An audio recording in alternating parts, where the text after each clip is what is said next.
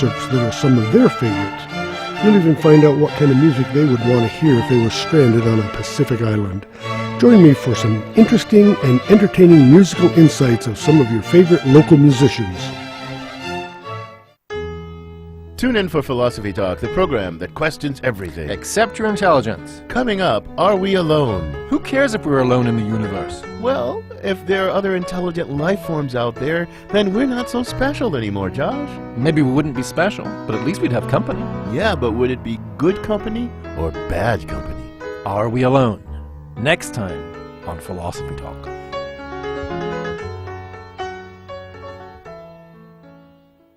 Listen to Philosophy Talk today at noon on KSJE 90.9 FM, Farmington. KSJE is supported by San Juan Regional Medical Center, here to meet your urgent and emergent medical needs, whether they are COVID-19 related or not. Medical emergencies happen when you least expect them, whether it's a stroke, heart attack, illness, or injury. San Juan Regional Medical Center's caregivers are here to provide care to you and your loved ones. Find out more online at sanjuanregional.com.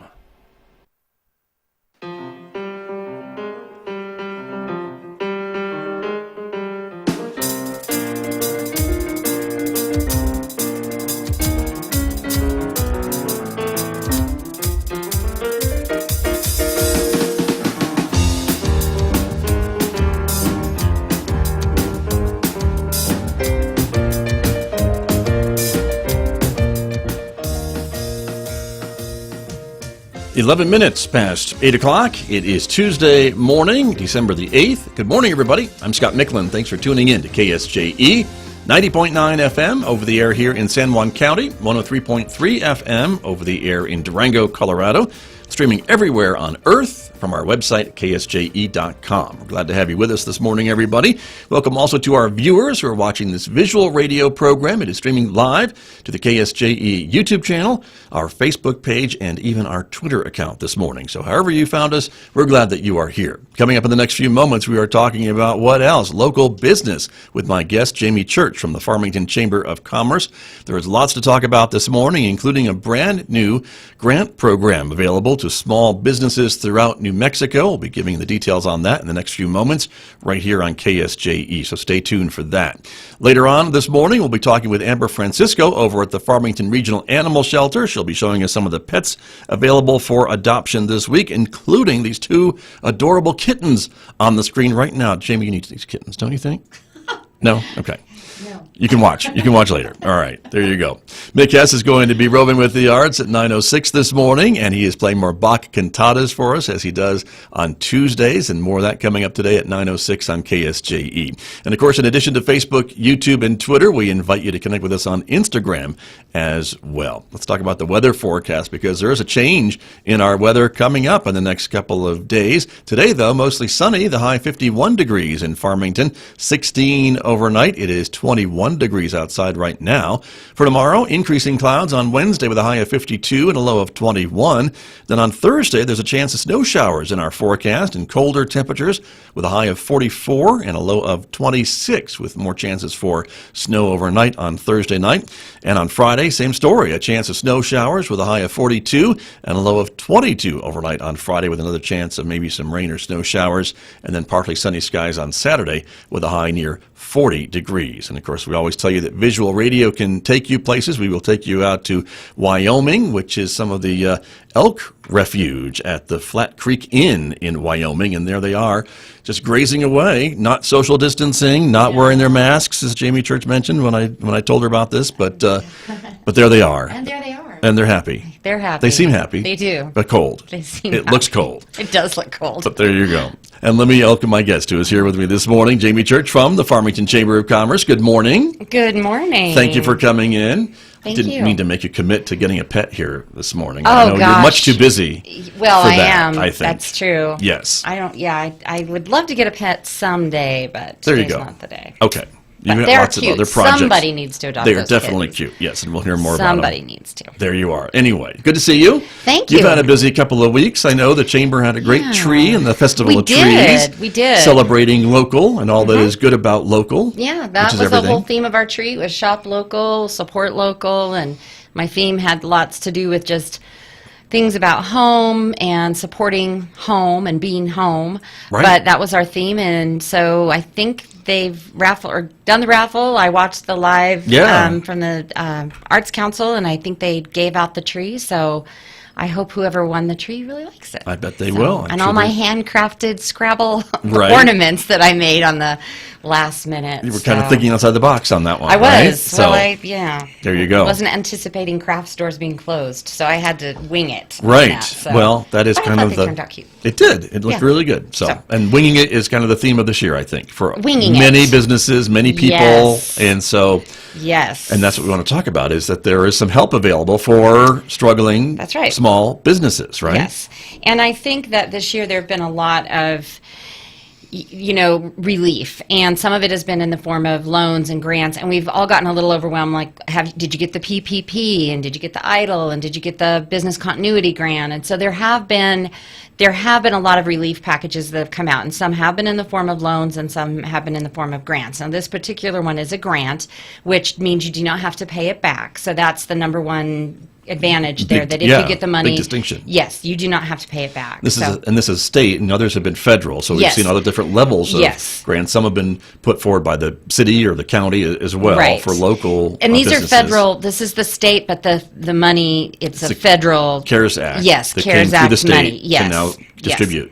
Into the state. This Yes. is what we're talking about, Yes. everybody. So let me show for our viewers this morning a little bit what we're talking about.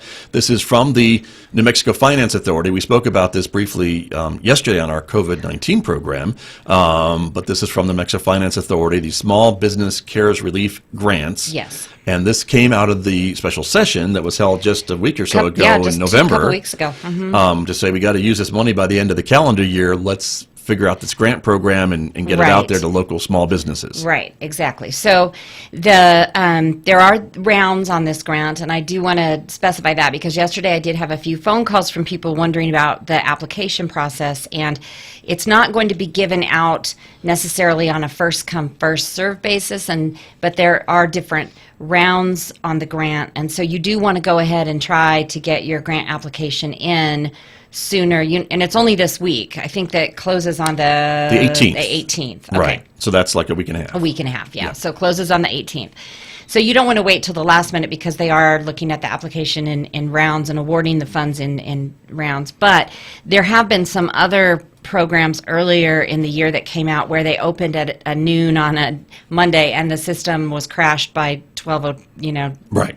All the money was 10. gone, or it was all right, gone, yeah. and people, and so I just wanted people to know they have time to get their documentation in order, and we do. There's a slide that has what the list of documents are for our chamber members. I've been sending that information out. I've sent it out probably 3 or 4 times. A Good. list of the documents you need, so that you have all your documents either in a format where you can download the document, because there is a place in the application where you need to download those documents or upload, download, whichever. But also, if you're like me, where you need to see them like printed in front of you, that's Sure. how I look at things. I'm old school. Right. So I made sure I had my things printed in front of me so I could look at those numbers right from there and get them on the correct place on the grant application. But that way you have your documentations. You do need a copy of your driver's license, and that is to show that you are a resident of New Mexico. This is a grant for businesses located in New Mexico, and I think 51% of the ownership does need to reside in New Mexico or be a Right. New Mexico resident. So that's why they ask for a copy of your driver's license or an equivalent Something that shows something to show your state residency. Exactly. Yeah. Also, a copy of a voided check, and the purpose of that is these funds, if you are awarded any grant funds, will be direct deposited. So they need to have that information. Overall, and from my years at Child Haven, when I was the development director, I was part of the foundation, and so I didn't have to do too many grant applications. But I do know that this, as far as grants go, this is a very straightforward application. And Well, I that's think good. they did try to make it as simple as possible and as straightforward as possible. And that I really did appreciate, because grant applications can be very, overwhelming. And so this, I think they did try to provide all the information ahead of time so you knew what you needed. You can get all your ducks in a row, go in, fill out the application, and I felt it did go very smoothly. Good. Didn't take me very long, and I had several interruptions in the middle of it. Shocked Yes. that people will want to talk to you. Now, But, yeah. I will say, the one thing you do need to know is you can't go in, start the application, and then if you have to go somewhere, save it. That's right. And come back to it. That was a You point made have yesterday. to finish it. That's why I said get your documents in a row. Now, Right. you can minimize it or go off to use the restroom or whatever and come back, but don't completely go out of it, because it won't save it. And they're only going to be looking at completed applications. Sure, So of you want to course. make sure you have your things before you hit that submit, or don't go out of it, because Double you'll just check. have to start all over again. Right. So just be aware of that. That's a good point, and that was made yesterday as well. And Yes. I'm a little disappointed that I can't figure out how to do that, but be that as it may, Save and this is the way. finish later. Yeah. These are the rules of the game, and Yeah. this is what you have to do. That's and so we don't want anyone to submit a Right. half-completed application, Right. because that won't go anywhere. Right, exactly. And you might think, well, I submitted it, and then you won't hear or something. And they did say they just, they really don't have all the manpower or the time, since this is very time sensitive, trying to get this out by the end of the year, to follow up with everybody who maybe left one thing blank or didn't complete it. So take time, just Right. sort of set a couple hours aside. It's not going to take that long, but just take some time. Don't feel rushed. But I do think it, especially with that first round closing, I think the first round ends on the 10th, and then the second round, and then the third round. So, but anyway, Good point. yes. Very important. And so these are, again, $50,000 grants Yes. for businesses with 100 or fewer employees experiencing financial Yeah, hardship now that's resulting the from top COVID-19. level. So Right. it That's breaks the down max. from there. Yeah, that's the max. Okay. And so, I want everybody to think they'd get 50,000. But Right. there is a slide. I don't know. if I may you not have can- all the slides that Oh, you okay. have, so I think I Okay. only have 3 selected slides. And so I you have all the everything. papers here, but of course I got them all mixed up because I was going to be all organized. So That's okay. it is based on the grant funds. Here we are based on the number of employees that you have. Now, I see. you might think, well, great. This time last year I had 20 employees, and now I have 3. And but Right. they will use those wage reports from. So I could submit wage Yes. reports from when I was fully Yes, staffed, yes. even though now this year I Yes. am a skeleton crew, Yes. just to keep the doors open. Quarterly report, your wage reports, quarterly reports from March of 2019 through September of 2020 will be accepted. So you can use those wage reports from when you had more staff. Right. So that, That's I want to good. make sure, and that, so that's helpful, because if you're submitting your employees now, that would be less grant money, but they're saying you can use those figures from before, earlier. before pre-COVID, I would say. Yeah, pre-COVID. Yeah, thank you. So to break it down, it goes from 0 employees. So if you are a business that has absolutely no employees, you still are eligible to apply for this grant. Now the grant award it's $2,000. So, but It's $2,000. right? You know? it goes up to that 50,000 if you're in the 76 to 100 employees. There you So, go. and everything in between there. So it breaks it down, and then the grant awards are based on. Funds that were allocated for rural areas, and if I'm pretty sure we're considered rural, and so of the grant pool, 60% is for urban Right. area applicants, and then 40% for rural, and then it is broken down by industry too. They have some priority for hospitality, lodging, restaurant, because they know that's the industry that's really been hit extremely hard. Right, and that one we can show. That And that is screen on I the verge have. of, some of those restaurants are on the verge of having to close. So, Right. We had a question briefly about Oh. is this only for small businesses? And I would say if the definition really, if you are 100 employees or less, Right. they consider you a small business. So Yes. here that may be considered not a small business. right. That's probably one of our larger employees. But other Right. grants or other relief packages earlier were like for 50 and under. This actually is for 100 employees or under. So any business that fits in that range is eligible to apply. Okay. So there Yeah. you go. The other screen we're showing, again, is kind of how they're trying to disperse this across our state. So you mentioned small rural Yes. areas.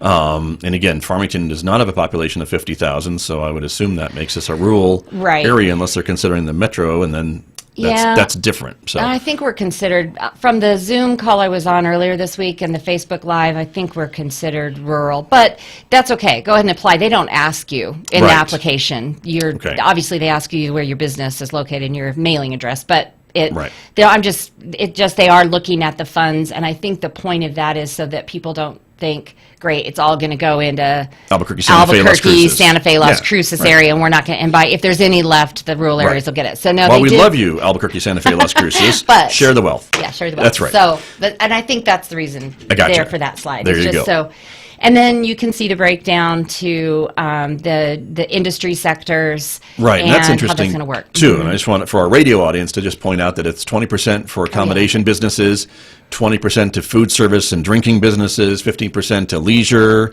arts, entertainment, recreation, 3% for destination marketing organizations, and 2% for non-employer businesses. Those are some of the subsets in there. Right, and They get priority. They get Right, priority they in do. their decision-making They do. process. Right. And so my recommendation is if you are a business and you are located in New Mexico and you are under 100 employees, apply for the grant.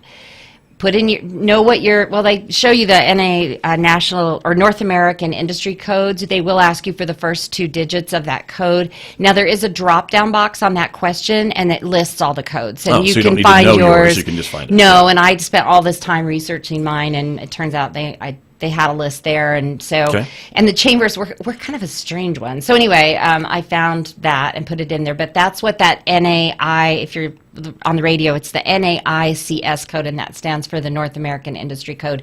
It also, if you're a nonprofit, you can apply for these funds. It's one of the first grants or grants that the chamber's been eligible for because we're a 501c6. We're not a 501c3. Okay. And that's another important point. This is actually, you're eligible if you're a 501c3, 6, or 8. And some of the other things that came out earlier, we weren't eligible for as a 501c6. So Gotcha. nonprofits are eligible for this. So there's a for-profit and then a nonprofit. So you check what you are. So make sure you have your 990 in front of you. If you're a nonprofit, it does ask for some questions and tells you where you can find that information on your 990.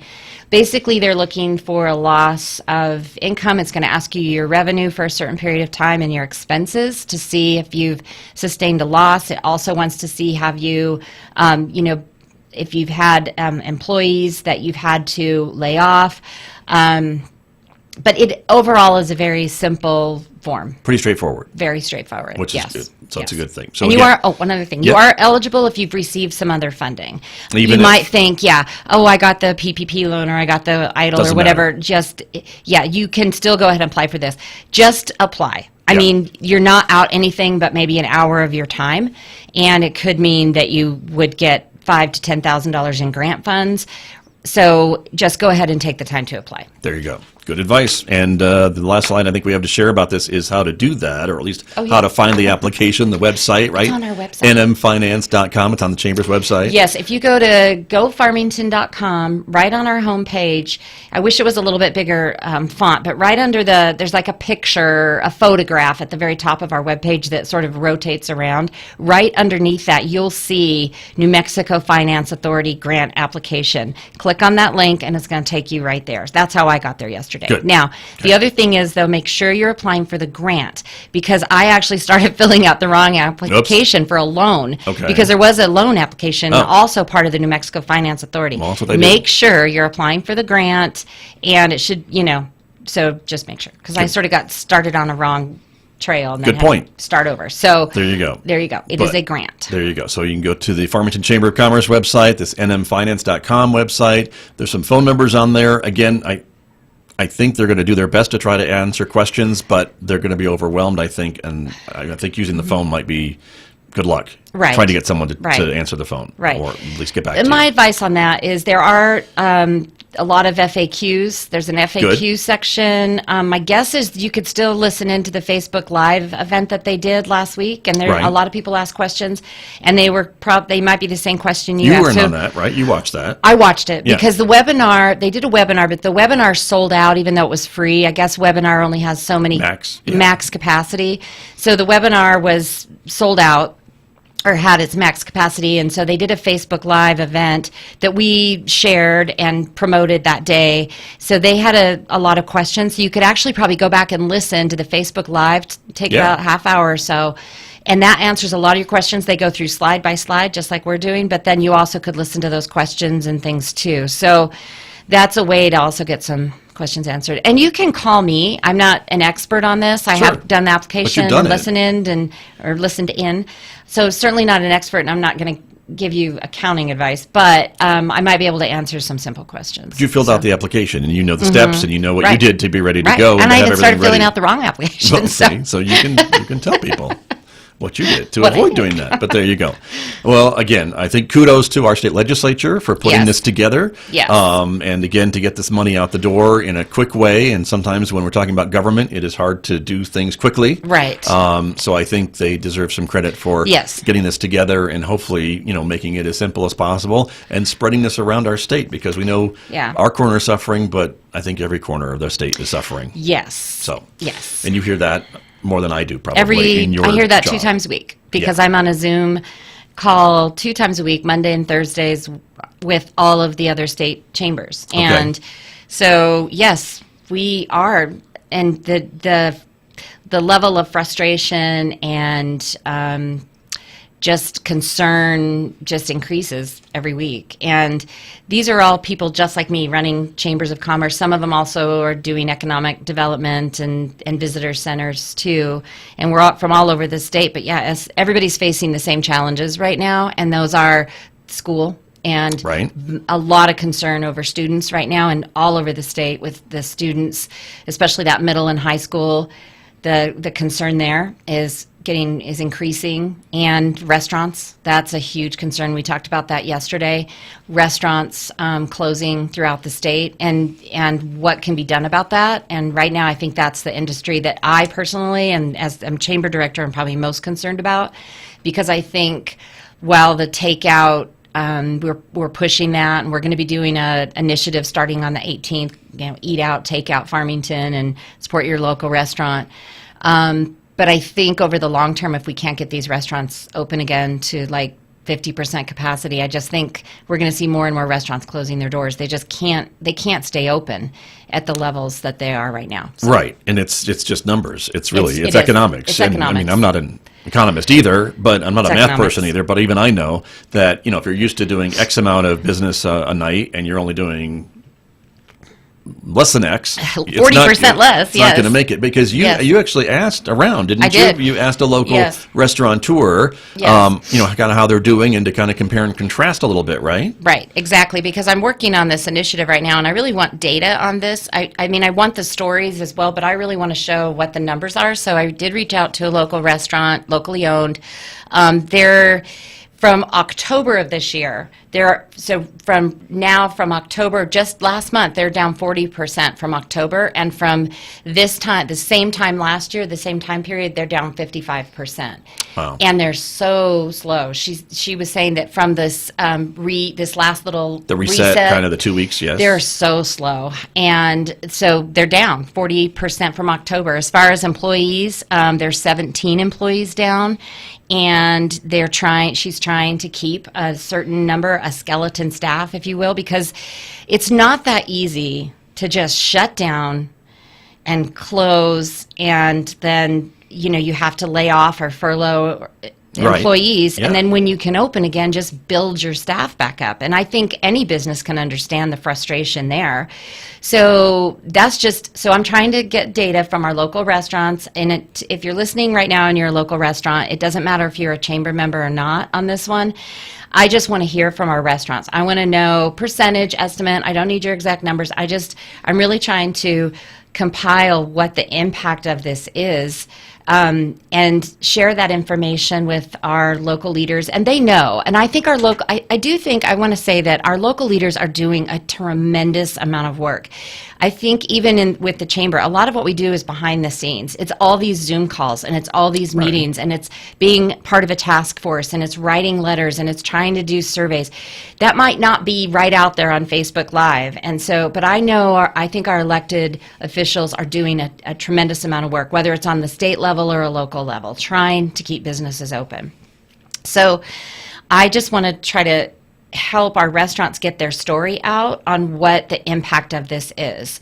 And I am in no means saying that you should, the takeout is important. It is. Continue to do takeout and pick up and curbside and drive-through and all those things. I just went through drive-through at Durango Joe's this morning trying there you to. Go. So she's practicing what she preaches, everybody. I do. There you go. So we do need to know what the real numbers are on this. And as I mentioned, I shared an article that came out this weekend from the Durango Herald on the Durango restaurant situation, because they're really feeling it too. And they're having a lot of restaurants up there really reach out to their governor and to their local county officials and saying, we've got to open. Right. And they've just had to shut down all indoor dining, right? Yes. For the first time. Since the pandemic began. Right. Just recently with their numbers. It was really driven by their numbers, like ours, unfortunately. Right. But yes, so they're now dealing with this as well. Exactly.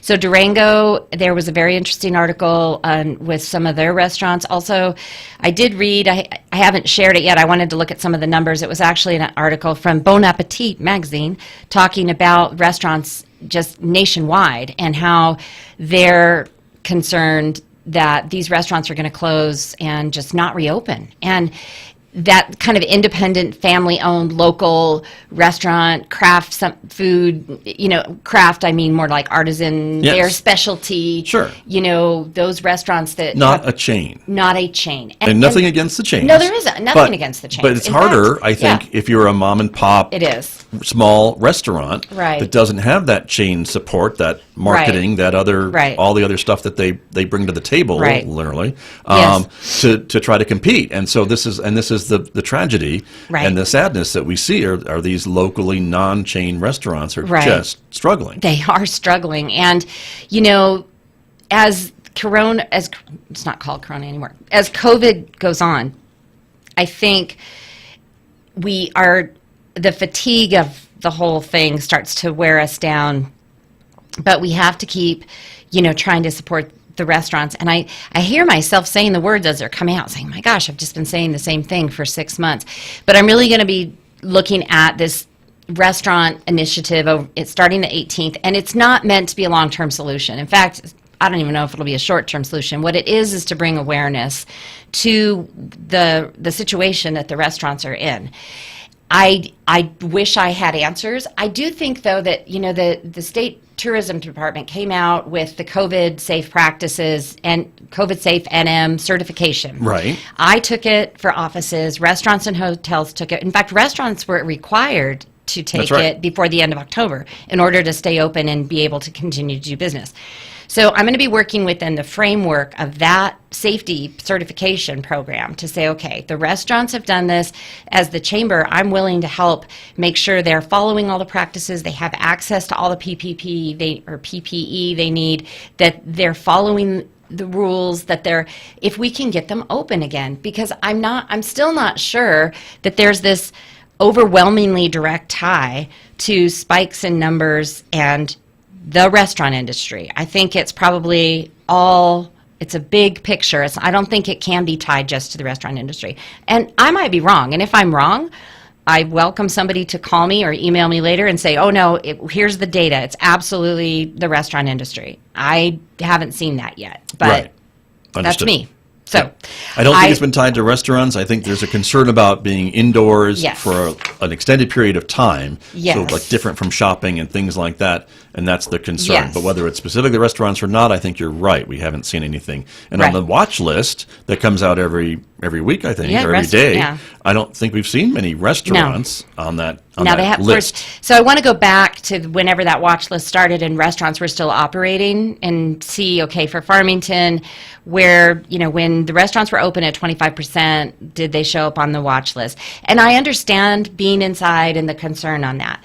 However, if we were following those protocols and we can get the restaurants seating again and just the morale. And there is a thought too on if this continues to go on, which it is going to, into 2021, while we wait for the vaccine and while we wait for everybody to get the vaccine and everything, we do need to also live within what COVID is. And so it's a very difficult thing. I wish I had all of the answers. Right.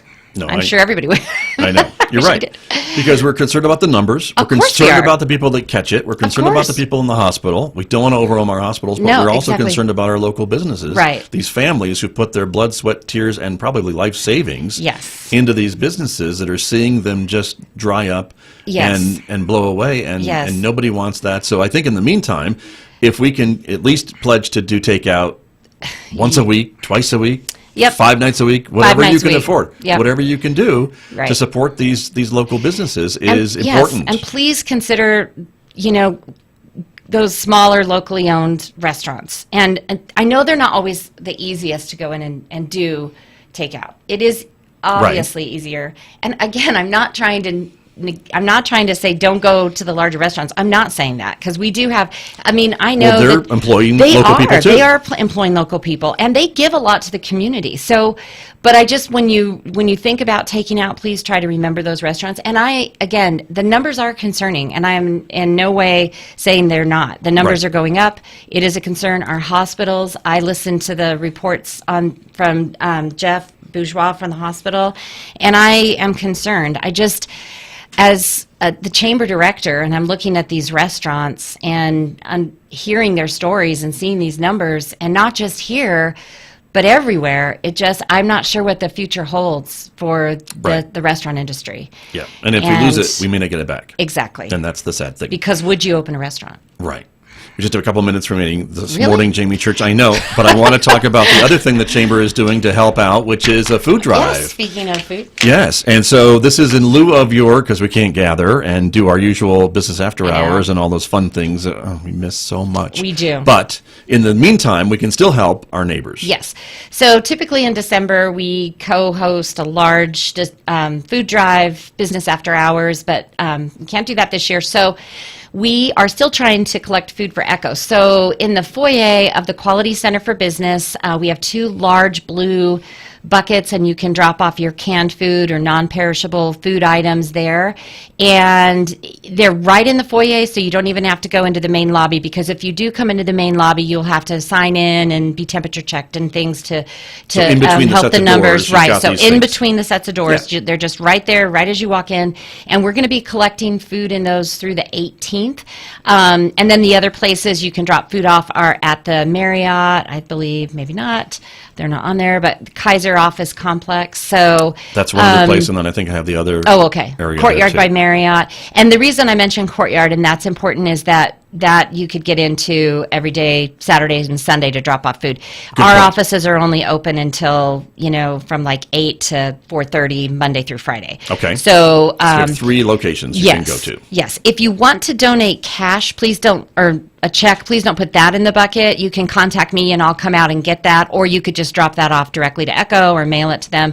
I've had people ask about donating money. Okay. So, Good to but we know. are doing that. Yes. Thank you for that. You bet. And that will go to the Echo Food Bank to help, because Yes. they're seeing an increase certainly in Oh, yes. need I and think distributions so. and things like Especially as we go into this holiday Christmas season, and we know there are families that are very concerned and about this next Yeah. few months. So please drop food. I don't even know if I have any food in my bucket yet. I that. need to go look. Well, hopefully after this show I'm very you will. competitive. I Let's hope. want to get more food than any of the other ones. I want Okay. to get more food than Kaiser, There you Remax. go. So Well- please drop food off. Well, hopefully after this show you will. Hopefully I will. Let's say that. Come on, listeners and Yes. viewers. Let's Please see bring what some we can do food. for our neighbors. But Jamie Church, it's always great to have you here, and the work that you do is amazing for our local businesses and our shop owners and everybody else, because I know everyone is struggling, and thank you for spreading the word Yes, about what they're absolutely. facing. Absolutely. Appreciate it very much. Thank you. Merry Christmas to you and your family. I won't see you until the new year. Oh my goodness. 2021. 2021. How about that? Yes. Looking forward to 2021. So am I, and I think everybody else. So anyway, good to Yeah, see you. thank Stay you. well. Thanks, you Jamie too. Church from the Farmington Chamber of Commerce, my guest here on KSJE. Back with more in just a moment, everyone.